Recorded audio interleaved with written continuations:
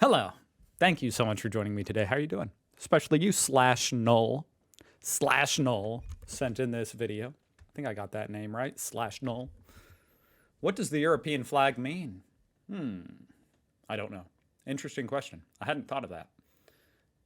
It's got some dislikes. Kind of weird, you know? What's there to dislike about what the flag means? I don't know. Guess we'll find out. You guys will have to let me know if there's something wrong. I always think maybe that means there's something wrong with the explanation. I mean, Slash Null did mention this is pre-Brexit, for what it's worth. But anyway, I assume we're talking about the EU. I mean, it's pre-Brexit, so yeah, the EU flag. What's it mean? And let me say it's Michael Hobbs. Go check out his channel, Michael Hobbs. Link down below. This is the European flag. It's a good flag. Seen it outside that hotel you stayed at in Paris, and that one time you had a layover at Heathrow, and you were like, what's the deal here, Europe? Why is it blue? Why are there 12 stars? And is this design a perfect metaphor? Are there 11 stars now after Brexit? Or for how compromise, sovereignty, and national interest produce arbitrary outcomes? I'm going to answer all those questions, but I'm going to have to start It's a very elegant flag. Beginning. Okay, so it's right after World War II, and all the European countries and the rest of the world are convinced that economic and political cooperation is the only way they're going to prevent another war. We tend to think of this period as this, like, inevitable march toward the European Union, but at the time, it wasn't obvious the EU was going to happen at all. There were dozens of organizations and institutions advocating for European cooperation, but they were all competing over what it should look like and who should be in charge. One of the organizations that pops up at this time is the Council of Europe, which sounds super boring and sort of is. Winston Churchill is newly unemployed, and he has this idea of a United States of Europe. He convinces the 10 most powerful European countries to join up and agree to principles of human rights and democracy and rule of law.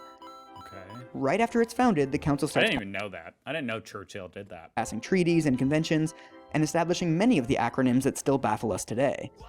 So like all successful startups, the Council of Europe decides they need to redesign their logo. Starting in 1950, they ask for proposals for a flag. The music in the background is making me laugh. First proposal is by a guy named Richard Nicholas Coudenhove-Kalergi. He's been advocating for a United States of Europe since right after World War I. And his flag is such a famous symbol of integration. Sounds so weird to me. United States of Europe. That it's already being used on postage stamps. Lots of people, including members of the council, think they should just take up Kalergi's symbol as their own. One problem. Why does it doesn't look perfectly centered. The council needs Maybe that's just me. Maybe because I'm not sitting perfectly centered. Unanimous approval for the flag design. Turkey sees the proposal and is like, a cross? Are you kidding me? The next proposal is from Duncan Sandys, who's Winston Churchill's son-in-law, so you know he's like super qualified. He wants the council to use Why this should he have any say? Hideous green E on a white background. The E was originally red, but there were a few European events where the wind wasn't blowing, and everyone thought it looked like the communist flag, so they changed it to green. It's funny, because the way these stripes would fold up, I could see that.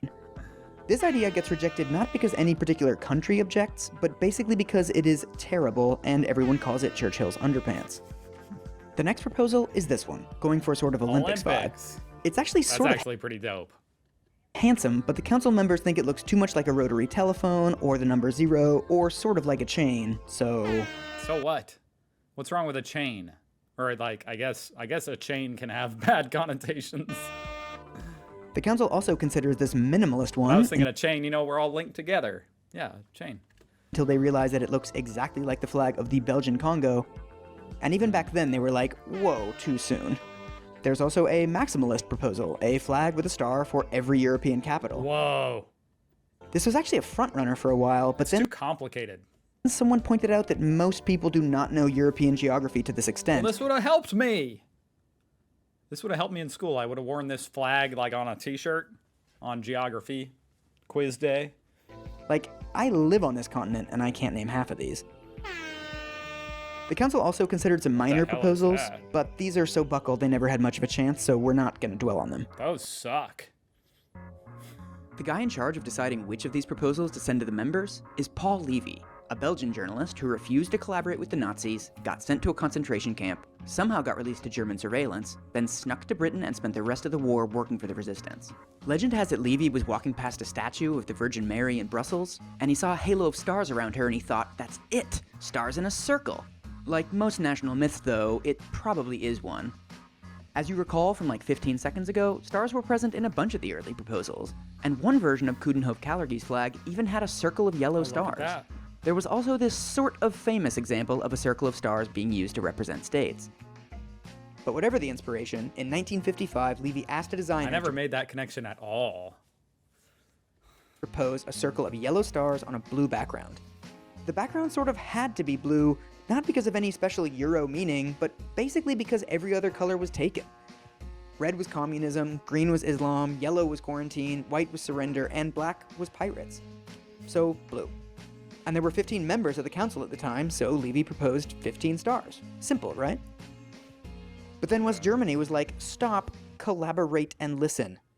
One of the members of the council at the time is the Saar region. I mean, you might not want to make it, linked to the amount of people in the Union, because that might change. Tiny little strip of coal country that France and Germany have been fighting over for 10,000 years. Since coal is how you make steel, and steel is how you make war, the Allies gave the region to France after World War II.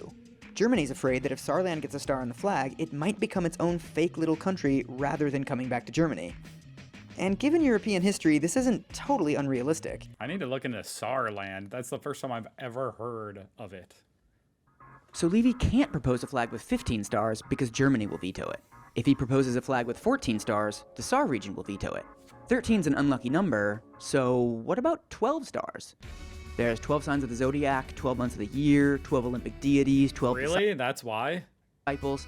It sort of works. And most importantly, since it means everything, it means nothing. Nobody can object. Levy puts in the proposal and it's unanimously approved. Europe finally has a flag. Oh shit. That's why it's got 12 stars? I mean, I never counted them, to be honest. 1, 2, 3, 4, 5, 6, 7, 8, 9, 10, 11, 12. Math adds up. But that's why. But hang on. It's still 1955. The EU hasn't been invented yet, and the Council's still pretty obscure even by European standards. It has this sexy new flag, but none of its members are actually flying it. Oh, that's interesting. So this flag isn't even for the EU, it was for the Council. Also, the Council has competition. Alarms go off when I enter the building. This Okay. video's funny. I like this guy's channel. For 9 years ago especially. I mean, obviously that wasn't that long ago now. It was 2015. Wow. 2015 was almost a decade ago. Anyway, After Effects did exist back then, but I'm just saying this guy knew how to use it. This looks like a modern day video. So Not it's all the way ancient 2015 technology. competition. Alarms go off when I enter the building. Okay, so it sounds even boringer than the Council, but the European Boringer. economic community is where European countries start doing actual stuff together. They're removing tariffs, they're subsidizing agriculture, they're forming a customs union, all the fascinating stuff we associate with the EU today. By the early 80s, it's clear that the community is going to be the headlining act of European cooperation. When the Council realizes that the United States of Europe isn't going to happen, it changes its mission and becomes a sister institution to the EU. Meanwhile, as it's growing in power and membership, the European community doesn't have a symbol. At official events, it just flies the flags of all of its members. When did it change its name to the Union? There's 10 of them now, and this is getting unwieldy. There's also the issue of identity.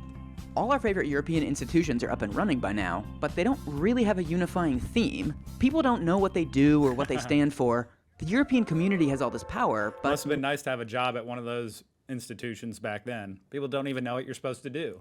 no personality. So the community calls up its old buddy, the Council of Europe.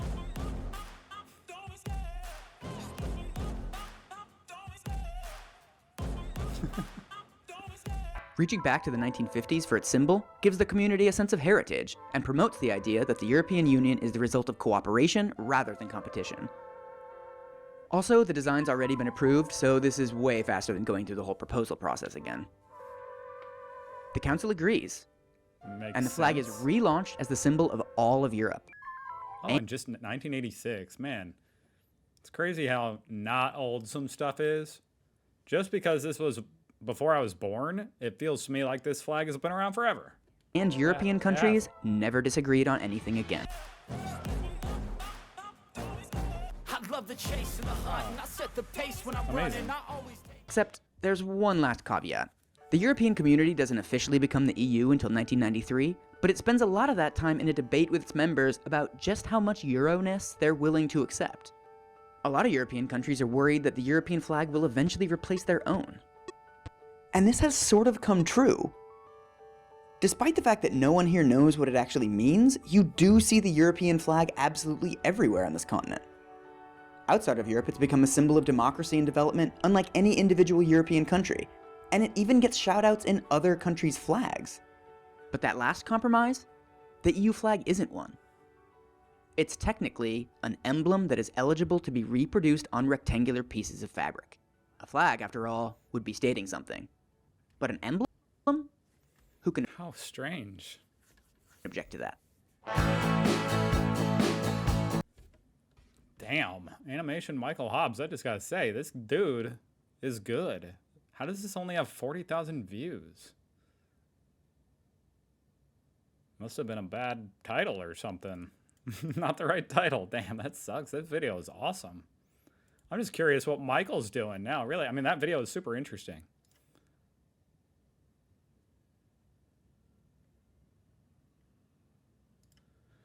Anyway, that is pretty fascinating. So what changed after Brexit? The flag didn't change at all, right? So I don't really see how Brexit would have influenced this video. Why are people disliking this? Why are the comments turned off? There must be something I don't know. You guys will let me know, I hope. Well, hopefully, surely most of that was correct and very fascinating.